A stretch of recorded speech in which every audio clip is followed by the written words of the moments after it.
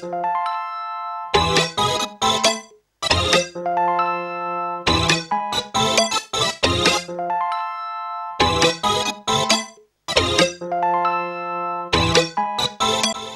right, so as the UK garage scene progressed, kind of came out of the more house and garage and the 4-step, then to the 2-step stuff, and then, you know, things started to get bassier and bassier, you know, and there was kind of, it's getting to the roots of when things then got darker, which then kind of went on and inspired grime and dubstep. I've got a couple of records in front of me that were just huge, bassy stormers. This, DJ Zinc 138 Trek. DJ Zinc is an official bad man.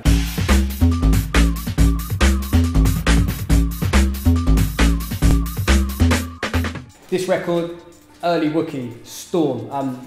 In one of the garage top 10s we gave you, Down on Me and Scrappy.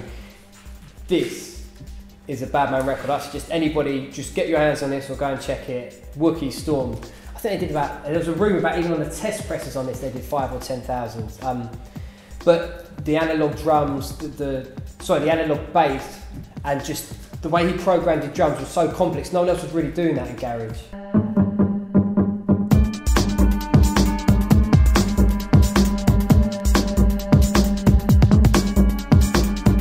DJ Narrows, Burning Up a Safe Soul. This bit of vinyl, for me, it was one of the few records that I think it changed the scene. Narrows, no one had heard of him before this record.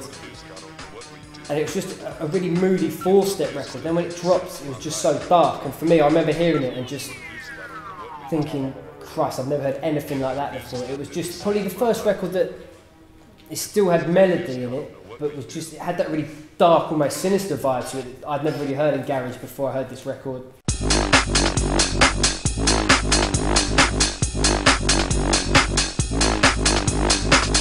Dark One, Said the Spider. This was an alias of Oris J, you know, one of the kind of founders of the dark garage thing before it moved into dubstep. Definitely one of the records that inspired a lot of those dubstep DJs and producers at the time, you know, like, I remember being in the shop and Hatcher playing a record, and it was one of those ones almost, he was like, you have to buy this thing, this is a serious record. And it is, you know, you go back and listen to how tough the synths are on the drums, you can see how this record influenced what was then dubstep and everything else.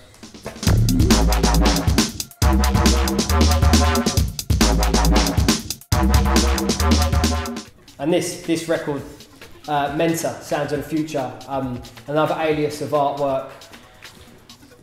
It was just one of those, again, a record that just came out of nowhere and just was so big on that, when the bass lines started to really rule garage, you know, just big clever drum programming, big bass lines, less melodies.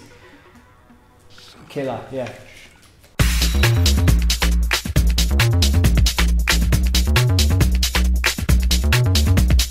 So that was it. That was, for me, these were some of the key records when, you know, that turned the scene from being, you know, nice vocal garage into these big club smashes, which then went on and inspired people to write grimier and dubstep and all those sorts of things.